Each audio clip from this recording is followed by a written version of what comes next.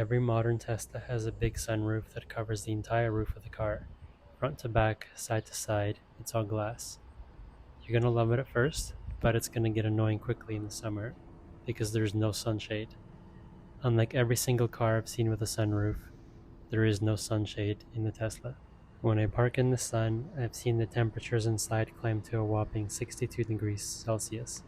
That's 144 Fahrenheit.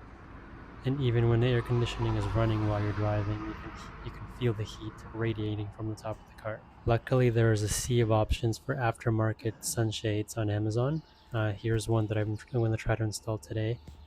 And it comes in two pieces, front and back, and a couple of plastic clips to hold it in place.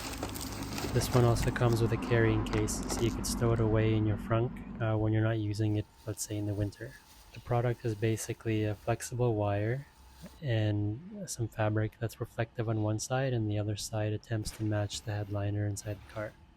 In the box, you're going to get some clips to mount, but however, there's no instructions whatsoever. So let's see if we can figure this out. It took several minutes start to finish, and I was trying to do it one-handed to show you guys. But you unfold the shade and you begin to pull it over the sunroof and begin to mount it using these plastic clips. It grabs onto the wire, and the other part kind of goes between the glass and the headliner, just like that. It's kind of hard to tell which clips go where, but I've tried my best by putting 2 clips per side, and it seems to hold it quite well.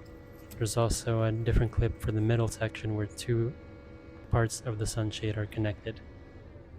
It's about a 5-minute job start to finish to put this on, and it looks pretty good. It's not a factory quality sunshade, but it does the job. And the results speak for themselves. While before I was reaching 62 degrees inside the car when I was parked, now it's closer to 50 degrees. Check the link in the description if you want the same product that I got. Thanks for watching.